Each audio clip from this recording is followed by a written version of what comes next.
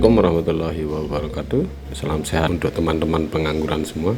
Ya, kali ini lagi di tempat Miskrip ini sedang merapikan untuk mini garden atau mini kebunnya ya.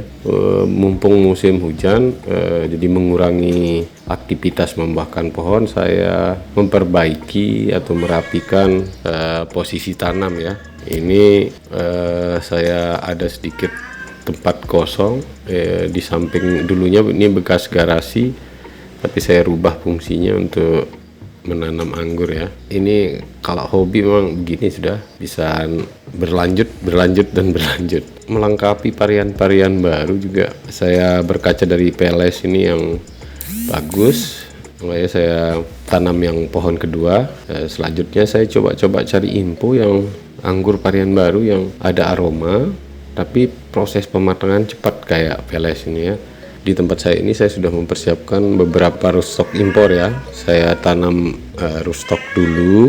Nanti tujuannya setelah saya tanam rootstock duluan, saya mau grafting ya, sambil cari-cari info varian baru yang layak untuk ditanam ya. Untuk target buruan varian baru saya, yaitu pertama harus ada mungkin ciri khasnya ya, ada aroma. Terus kedua, saya ingin yang cepat matang ya, supaya tidak lama-lama untuk merawat buah ya.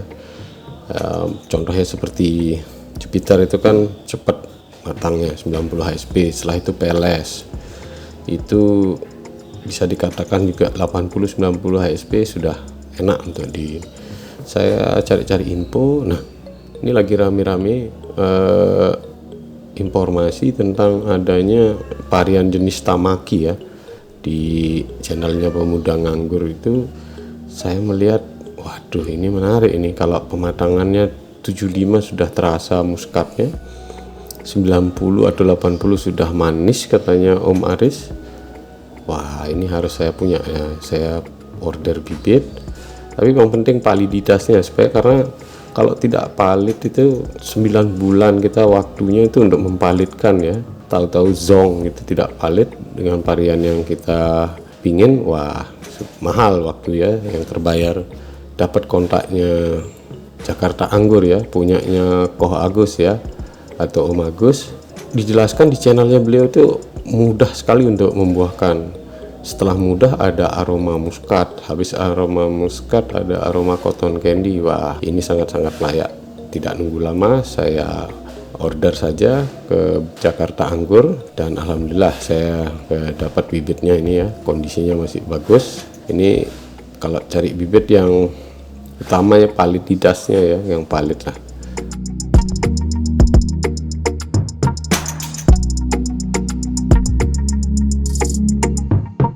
Ini bibitnya oke ya, seger sampai di sini. Silahkan untuk teman-teman yang pengen cari Tamaki, cari di Jakarta Anggur ya, sama Om Agus atau Ko Agus. Oke nih ya, recommended juga ini kalau mau cari Tamaki sudah valid. Rasanya sangat istimewa sih menurut yang sudah mencobanya. Ya ini ya, kemarin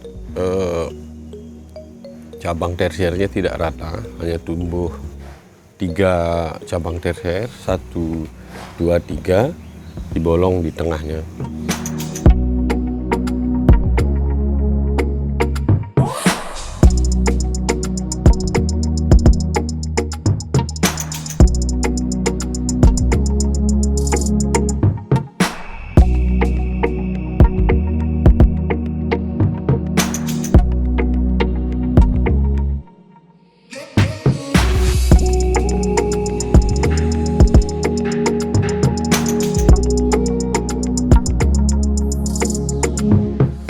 Ini ya, kalau awal-awal memang susah untuk membuat cabang tersier dari awal.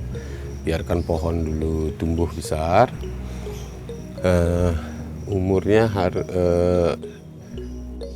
jadi kita tunggu sampai biarkan dulu berbuah. Mungkin kalau ingin mencoba validitasnya, atau kalau tidak membuahkan, kita tunggu batang sekundernya itu sudah kayu seperti ini ya. Jadi baru bisa dilakukan pondasi pruning seperti ini atau pembentukan cabang tersier ulang ya. Ya biasanya nanti kalau ada yang bawa bonus ya dibuang saja, karena kita fokus untuk pertumbuhan batang ya, batang tersier terutama. Jadi biarkan dia sehat dulu pohonnya, tersiernya. Nah, nanti di masa pembuahan kita lebih mudah ya, karena bentukan tersiernya rata. Maksudnya mudah itu mudah dalam pangkas pembuahannya, bisa rapi. Nah, mudah-mudahan ini bisa seperti yang saya mau ya. Ya syaratnya biasanya kalau udah batang coklat itu untuk pecah batnya itu lebih mudah ya.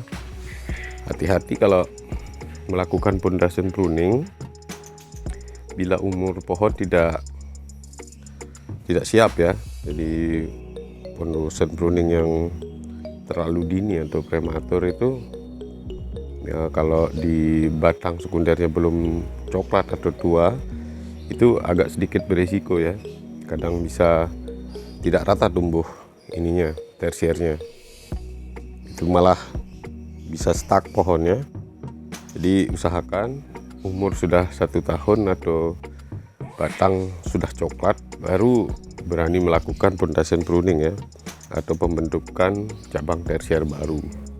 Pohon yang usia di bawah 1 tahun itu ada yang susah untuk membuat rata cabang tersier sistem teralis ya, khususnya sistem teralis seperti ini. Ya tergantung varian sama kepikuran pohon sih kalau mau buat rata dari awal. Begitu tanam, cabang tersier kita buat dari tunas air semua, itu bisa rata ya kalau pigor ya. Tapi ada juga kadang kasusnya yang tunas airnya itu tidak rata, bolong-bolong tumbuhnya gitu ya. Nah, itu karena pertama ada pengaruh kesuburan, kedua memang variannya jenisnya yang kurang ya seperti itu karakternya ya. Nah, contohnya seperti pohon Julian saya ini, dulu awal pembentukan cabang tersiernya ada yang susah untuk tumbuh ya. Jadi saya biarkan saja. Jadi kalau seperti itu terjadi pada pohon anggur teman-teman, jadi susah membentuk cabang tersier dari awal itu yang rata, rapi, biarkan saja pohonnya, tidak masalah. Jadi dibuahkan saja dulu. Maksud saya biarkan tunas tersiernya belum rata dulu untuk tahun pertama atau 6 bulan pertama. Biarkan dia tumbuh bebas, besar. Setelah itu begitu pohon mulai berbuah, selesai matang dan panen, baru kita pondasi pruning ya. Ya seperti ini maksudnya, dipotong pendek saja semua. Yang tersiernya dipotong pendek 1 atau 2 bat. Tujuannya supaya bat yang di tempat-tempat kosong seperti ini bisa pecah ya. Nah, perlakuannya juga untuk memecahkan bat di batang sekunder ini bisa dengan sedikit perlukaan menggunakan pisau atau gergaji, yang penting ada luka ya, itu bisa tumbuh seperti ini.